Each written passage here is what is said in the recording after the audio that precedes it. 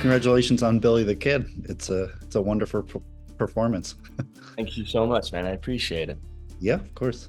And there are lots of other great actors who have played this real life character over the years. I was curious if at any point you were inspired by a past performance in a movie or anything like that. Yeah, I actually very purposefully avoided any of the previous iterations of Billy, even though some of those guys are my heroes and all legends. I didn't want to copy. You never want to copy someone else's, portrayal of something, and even if you don't intend to, you might absorb like a mannerism that you admired when you watched it. Right. It's always a risk. So I avoided them, and somehow I'd managed to not see them in my whole life. So I've just continued to not see them yet. And then when eventually we wrap up Billy's story, I'll go back and watch them, and I'll probably see stuff and go, oh man, I wish I'd done that. But yeah, no, I haven't seen any. But I watched westerns growing up, and there's westerns when I'm preparing for the show. I do watch a lot of westerns just to get my mind in the world. I play a lot of Red Dead Redemption to just be in that world as much as I can. Yeah. Um, Yeah. Well, yeah, that all makes sense. I totally get it. I just, I had to ask. yeah, of course. If they ever make a Red Dead Redemption movie, would you be interested in playing a role in it?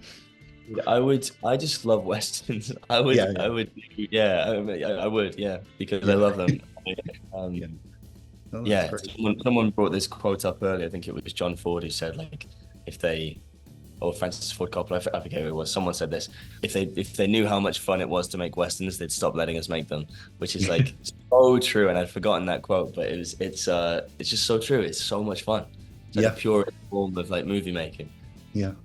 It looks like fun. It looks daunting, but it doesn't surprise me that it's fun. I mean, like, anytime you've got like 24 horses and riders and gunshots going off and wagons racing down the street, it's daunting, but it's Yeah. like just it's like playing. Yeah. Yeah. Well, that's great. And, season two's part one finale, which came out, I think in November, had quite the cliffhanger. You had yet another kind of standoff with Jesse, and I'm sure there are lots of people out there who can't wait to see how season two is going to wrap up. I was curious, outside of what we've seen in the trailers and all that, if there's anything you can sort of tease as to what's to come with the rest of season two. Love to hear it. Anything you can share. Yeah, I mean, yeah, of course. Like part two is picks up where we left off, more or less. Like there's a little bit of a time jump, but not much, enough for it to get cold and wintry. But Yeah.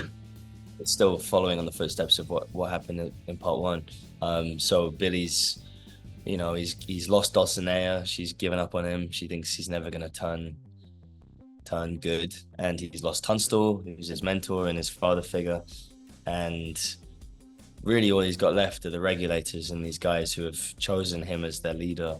So he's now in a position where like it's basically like he has to step up to the plate and become a leader because he's got nothing else left, and because he wants to fight for these people. He believes in them and he wants to avenge Tunstall's death. Right. Excuse me. So he's kind of vengeful. It's like it's the most we've seen Billy on a path of revenge, I think, which is exciting and dangerous at the same time because he's so capable when he wants to be. Yeah. Yeah, for sure. Yeah, this is, like you said, a very exciting period piece. And it sounds like you're going to star in another exciting period piece, playing the lead character in a Hemingway novel, Farewell to Arms. And I was curious, is it daunting for you going from one, sort of iconic period character to this next one? Yeah, I mean, I've been such a fan of Hemingway for quite a few years. So when that Me came too. along, you are okay, cool. Yeah. Yeah, I can't believe it because it's one of my favorite books, and I was just like, are you kidding me? I got to play Billy the Kid in the Western after dreaming of doing Westerns, and now I get to do a Hemingway adaptation. I feel very lucky. Yeah. But is it daunting? I guess it's not so daunting because the material's so good. Like because Right. You've got a great book and a great script that they've adapted. Michael Winterbottom at the helm and has adapted it. Like you're in good hands. It's like it would be daunting. The circumstances are daunting, but like the material helps so much because you're like, this is just so good. If I trust my technique and my process, and I trust the people who I'm working with, and I trust the material, it's like it's going to be great. Yeah, well, I can't wait. Yeah, that makes sense. I can't wait to see it. Yeah. And your character Billy the Kid, especially with your wonderful Hunger Games movie that came out not too long ago, I couldn't help but sort of see a similarity, in these two characters you play, where they start and where they sort of end up, are wildly different circumstances. And I was curious, that sort of parallel. I was curious for you, portraying those arcs on screen. Did you feel any sort of similarities in the moment playing those characters? Or maybe not. Maybe they're two separate, completely separate. I did. I mean, there's a lot that overlaps with them. They're both young, ambitious men who maybe have complex relationships to morality. Right. However, there's also a lot that differs, which is why I find them exciting to both play, because Billy still believes in like good and bad. He kind of believes in right and wrong, Right. whereas Snow has a much more gray relationship to right and wrong. Like pretty much from the beginning, like he's grown up in a world where like, he's grown up in a world of propaganda. Like he's been told his whole life that like his people are correct. Right.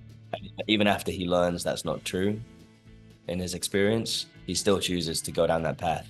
Whereas Billy, I feel, even now, even though he's full of vengeance and he wants to avenge Tunstall and he's willing to kill to do that, he still is doing it for the right reasons. Like he still believes that is the moral path.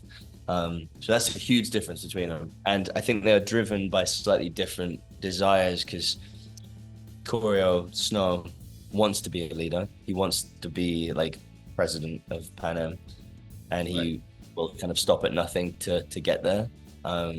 Especially once he gets his heart broken by who he thinks has kind of betrayed him. But Billy is like a reluctant leader. He doesn't want to be a leader, but everybody else wants him to be a leader. It's kind of like the opposite experience, He's like doesn't want it at all, but he has to take it because there's no one else to do it. That's true. Yeah. Yeah, that's a good point. Well, cool. Well, thank you. Yeah, thank you very much, Tom. This was wonderful. And unfortunately, that's all the time I have. But congratulations on this latest project of yours. And I hope we can do this on the next one. Thank you. Yeah, likewise. It was great speaking to you.